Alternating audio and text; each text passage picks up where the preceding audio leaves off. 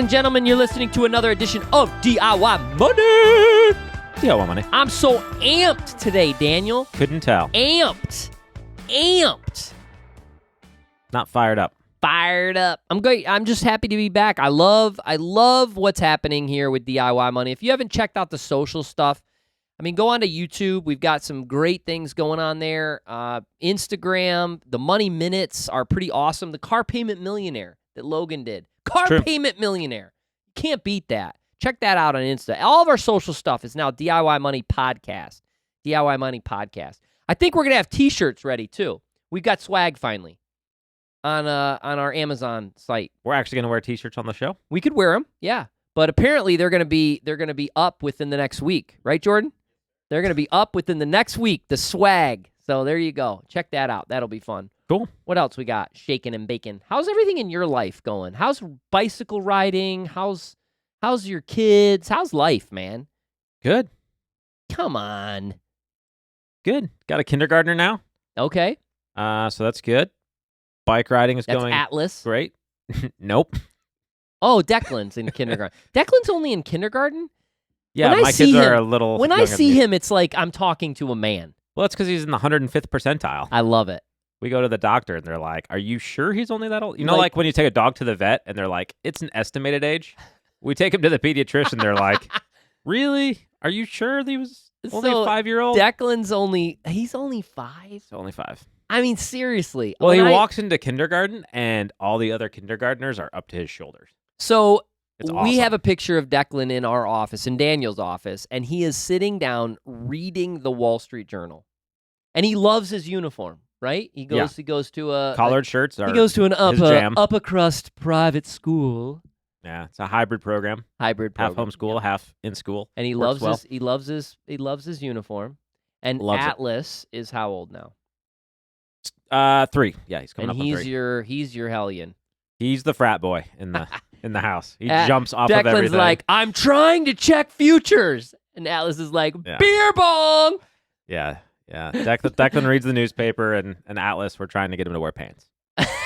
That's awesome. See, that's what we wanted to know. We wanted to know how the family is. Are you still riding? Yeah. Well, by the time this airs, I might be headed into the sort of off season, which is more of a strength building sort of time. So lower the intensity, lower the durations, and focus on some core and upper body and strength work that cyclists are notorious for not doing. So you're going to come in here every day like pissed off?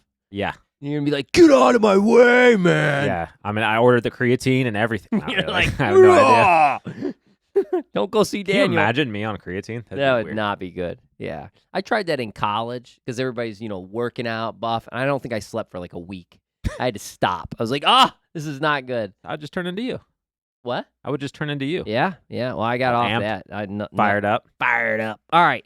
We have a question today. We have a question today from Glenn, and we're kind of on this real estate thing. We're getting a lot of questions, and it makes sense in this environment. It's hot. It's a hot subject, hot environment. It's crazy. I had somebody the other day say this is the first time they can recall in their career that both real estate and stocks were just soaring. It usually is one kind of or the other. Even in the past, we saw, real estate corrections. And yeah, they might, the tail might wag the dog eventually. Real estate may translate into a stock market correction or vice versa. But right now, I mean, we have all asset classes are just soaring, basically. And it's because nobody wants to sit and earn nothing. Yeah, I mean, cash is pointless trash. Right now. So, and subsequently bonds, I mean, safe investments. So I like cash, though. That pushes money into other things. I'm building cash to be a buyer at some point of real estate or I don't know what yet. Fair. We have maybe NFTs. Maybe I'll buy sitting on cash for our down payment. Maybe I'll buy a JPEG of a dog for however much money. Cool. Jordan's cracking up today. Hopefully he's laughing over there. I don't know. Have you ever seen what's the baking show? I know we got a question. We'll get there. Trust me. No, but wait a minute. The baking show. What is it called? Not Sugar Rush. Nailed It. Have you seen Nailed It? Why is it a JPEG when it's a dog and not a JPUG? Oh, that was a good one. It could be a JPUG. Have you seen Nailed It? Would that work? I don't know. Have you seen Nailed It? Nailed It? On Netflix? Nailed It. they make the cakes that are trying to look like the professional bakers, and they're terrible. That's not the point of the story. No. The What point is of the it? story Is it actually, does the show name nailed it? yeah, it's an amazing show. No. Aaron's favorite show, my youngest. But they have, at the end of every show, they have to bring in like the trophy or whatever for the winner, and they have a videographer, or they have somebody who brings it in, and the host is like, I don't know what his name is. Let's call him Sven. It's not Sven. Not even close to Sven. Why did you come up with But Sven? it's like, because it's like Sven, and then Sven walks on. We need something for Jordan to do. Just like walk on and set it down, and then he walks off. I think that'd be great. We're gonna work that in somehow. We got to get to this question. Son of a Whenever gun. you're ready. Glenn, what do you got? Hey, this is Glenn from Denver, Colorado. I had a question for you about HELOC loans. Me and my wife live in a condo we bought 3 years ago for about $380,000, and we're working off a mortgage of just over $300 left on it still. And we just had our first kid, so we're looking to upgrade and buy a bigger place somewhere else. And ideally, we'd like to hold on to the condo and rent it out. In order to do that and get enough down payment, we were looking at using a HELOC on our condo to then leverage that for a down payment on the next house, and then rent it out and, make a modest profit, but longer term sell it when it's appreciated down the road. Is that a bad idea? Yeah, it is, Glenn. I don't like the idea at all. Why do you think you said appreciated down the road, not like? Because he thinks he's going to just keep Is going it up not and up and up. appreciated now? Yeah, but he's going to take 3 all years, that out. right? He's going to take that out. Yeah.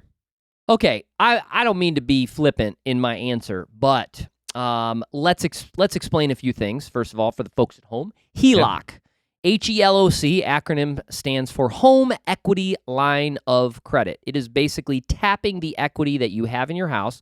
So there are banks, credit unions, etc., that will give you that equity.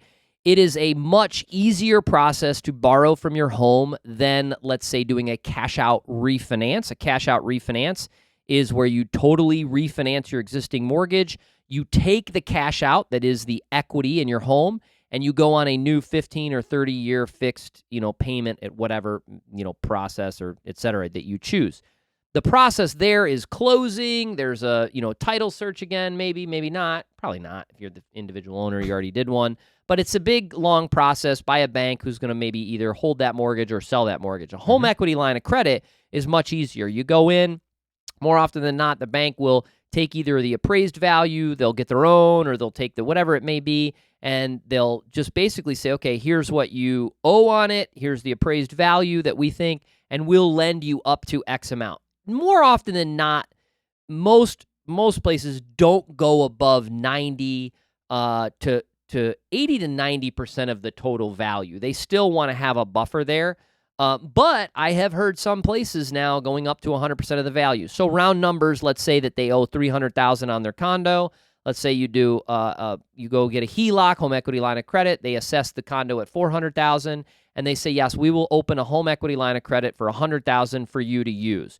So what Glenn is asking is to go through that process, establish that home equity line of credit, and then go out and use that home equity line of credit to put a down payment on another home, rent out the existing condo, etc.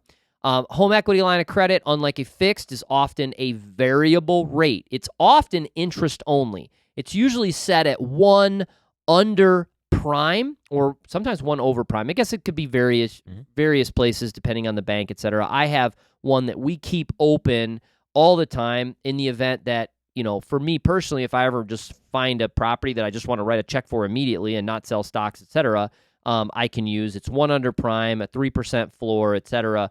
I don't use it very often, if at all. So I leave it open. There's no cost to leave it open, etc. All right. Here's why I don't like this, Glenn.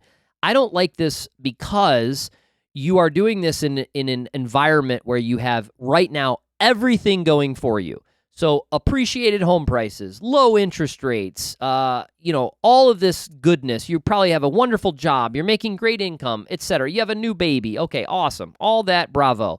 Now you're going to take your equity. You're going to buy in Denver a ridiculously overvalued property. So you're zapping your equity.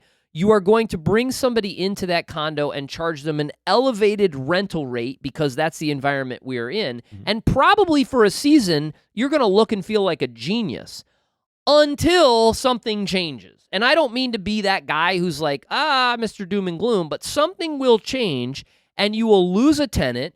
Your HELOC interest rate will go up. Your asset appreciation or your asset that you have, your new home will go down in value. Something will transpire, and it's too close to the edges. You have no margin of safety. At least I didn't hear many that will give you enough buffer to keep this going in perpetuity through a variety of cycles. So it's very concerning to me. In my personal opinion, I would just, if it were me, I know you may not like this, your wife may not like this, I'd stay in your home. I mean, I just was in Philadelphia because I ran in Atlantic City. We flew in and out of Philadelphia. So I did a little walking tour, and I looked at all these old homes. You know the thing that I took away from that? There was like a family of 8 that lived in like this. Yeah. My fingers are pointing to the room we're in right now. They lived in very, very small homes, and they were probably quite content. Yeah, but that's not the American dream today. Well, the American dream is to go broke. I mean, let's face it. Warren Buffett said the three things that will basically crush a wise man are the L's, the three L's: leverage, ladies, or liquor. Warren Buffett said it, not me. So there you go. Falling into what Okay, do you you just like that was a long pause. Well, I was waiting for you to say something. Oh, like, yeah, yes. I don't know, Glenn. I'm nervous for you, man. I'm nervous for you. I don't like it. What do you got, Daniel? Yeah, it does seem like a lot of leverage in a season when a lot of money is already chasing that asset. So you use the term overvalued. I'm not a real estate expert. It seems overvalued in my opinion. I mean, what we're looking at, we're in the market to buy a home as we've been for a while, and prices are not to our liking, but yet they seem to be somebody's liking. Yep. So value is what people are willing to pay. And at least in this current moment, in this current season, houses are valued at what people are willing to pay. And so they are what they are. Now, whether or not they're overvalued, come a year or two from now, or whether they go down or stabilize or keep going up, who knows? But there's a lot of people chasing that type of asset. And that's a lot of leverage to be running in the same direction as everybody else, I think. I think, the time that you find deals and the times when it makes sense to maybe take risk is when other people don't want something sometimes. And nobody has money. Yeah. You don't want to catch falling knives, right? You don't want to try to predict the stock market bottom or the housing market bottom or things like that with leverage. But the times, when you're more likely to find really a deal on something that's going to appreciate in the future is the time when other people are forced to buy it. Man, there was a book that's a quote from. I don't know if it was The Psychology of Money, which we just recommended on our wealth development newsletter, or if it was the single best investment book. But anyhow, the deals are found when somebody is forced to sell something at an irrational price. That's when something becomes undervalued and has a high potential to really appreciate. And so you're not going to find that in this market now. So to lever up, to take a lot of risk on your own personal balance sheet with the hope of future appreciation is risky. Now, we could both be totally wrong, and for the next 10 years, because of low interest rate, lots of cash, things can go up. No, it's possible. No, it's not possible. This time could be different. Nope, it's not different. I don't care. They can roll out NFTs on houses, and then houses go to $1,000 a square foot. You know what I was just thinking as you were talking, and I love what you said. It was very eloquent, very wise. I have had the privilege, and I do count it as a privilege, to experience 3 unbelievable buying opportunities in my career, 2 of which I had no money. Mm-hmm. The first was after the dot-com collapse, and ultimately that led to the decline even through 9/11. That was primarily from the stock market. The next was the housing collapse that led to 08 and 09. That actually started in 05 and 06 as the decline in prices transpired. And then ultimately the last one was during COVID, which was a very short period of time. There wasn't a lot of real estate, but it was primarily in stocks. That one I finally had opportunity to take advantage of to some extent. But in each instance leading up to that, those softening / declines, which ultimately led to bargains, everyone thought this time was different. Mm-hmm. This time's different. This is the new norm. You got to do it, etc. So that's the first thing. That's the first privileged takeaway, because it's never different. It isn't. It might last longer. It might look differently. It might be different things. We're buying and selling, JPEGs now, and whatever it may be, but it's not different. It just isn't. It's never different. Maybe the person who bought the last tulip bulb for the equivalent of a $400,000 house thought, oh my goodness, this time is different. I'm going to be able to sell this tulip bulb for $500,000, and they weren't. And you're talking about Tulip Mania, which was one of the first Tulip Mania, the first recorded bubble of all time. The second thing I was thinking about when you were speaking, I was listening, by the way, but I was pondering these things. That was the first thing. The second thing I was thinking about is how privileged we are to do this show and hear the general sentiment across America. And it only solidifies my belief that, Glenn, you should stay in your house and just try desperately to be content for the next few years. I mean, I met with a couple yesterday, and they were in, and they wanted to talk about strategizing about buying a house, and they were trying to save their down payment. They were trying to save $50,000 for a down payment, so their price range, if they're going to put 20% down, is a $250,000 house. And they had 10. And I said, okay, and they're on path over the next couple years to save an additional 40 to have the 50,000. They have their emergency fund, the fast cash. They're following all the steps. And I said, that's great. And they said, yeah, but what do you think? And this, and I said, what do you mean? What do I think? You're on path. You're doing the right things. And then it dawned on me, and I said to them, stop looking at Zillow. And they both laughed. And I said, why are you looking when you don't even have the down payment to? And it was funny because the husband actually looked at the wife and she said, well, maybe she can have a part-time job now if she stops looking on Zillow. I was like, oh, dig.